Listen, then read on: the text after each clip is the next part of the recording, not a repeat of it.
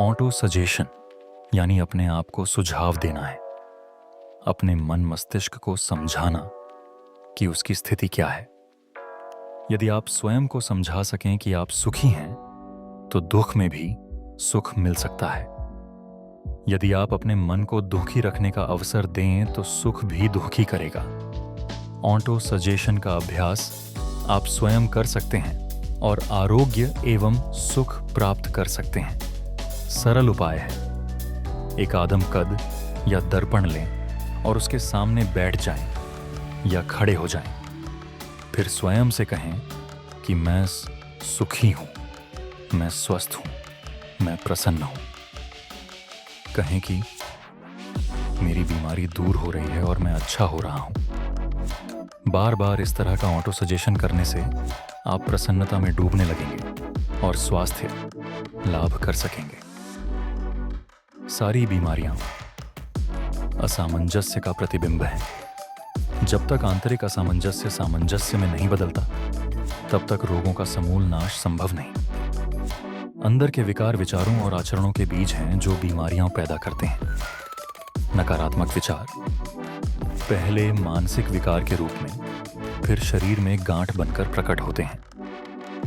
ये गांठ शरीर के अंदर ऊर्जा के प्रवाह को अवरुद्ध कर देती हैं और अवयवों को कमजोर करती हैं।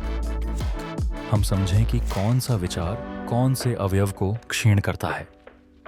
कंघे की समस्या जिम्मेदारी का जरूरत से ज्यादा एहसास दिखाती है।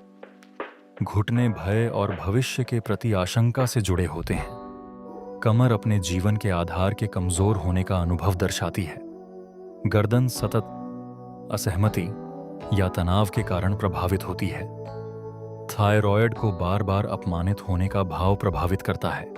सिर दर्द विचारों के द्वंद्व और विरोधाभास से जुड़ा होता है। जबड़े आक्रोश और भयंकर भाव से संबंध रखते हैं। वक्ष भावनात्मक आवेग और हृदय पर कठोर घात से प्रभावित होता है। नाभि ईर्ष्या और प्रतिस्पर्धा की भावना का प्रतीक है। पेड़ू इच्छाओं की अपूर्णता और कुंठा का भाव दिखाते हैं। मूलाधार संचित करने की प्रवृत्ति और विषम भावनाओं से प्रभावित होता है। प्राणिक शरीर सूक्ष्म शरीर से जुड़ा होता है और यह हमें बीमारियों से बचाता है।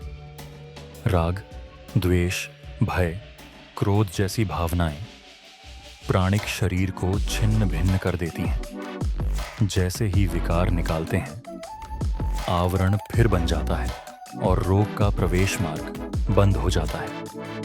पहला चरण है अपने भीतर का विकार ढूंढना और दूसरा चरण है उसे हटाना। विकार हटाने के उपायों में योग निद्रा में गहरा संकल्प करना शामिल है।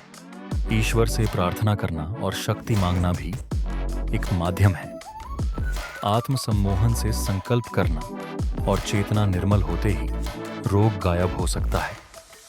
रोग को ईश्वर की चेतना के विकार सुधारने वाली चेतावनी मानकर धन्यवाद दें। स्वयं अपनी गलती स्वीकार करें और रोगयुक्त भाग पर ध्यान केंद्रित कराएं। दवाइयां तब प्रभावी होती हैं जब सकारात्मक शक्तियां उनके साथ कार्य करें। एयुएम अच्युताय नमः, एयुएम अनंताय नमः, एयुएम गोविंदाय नमः के उच्चारण से गंभीर बीमारी में लाभ होता है।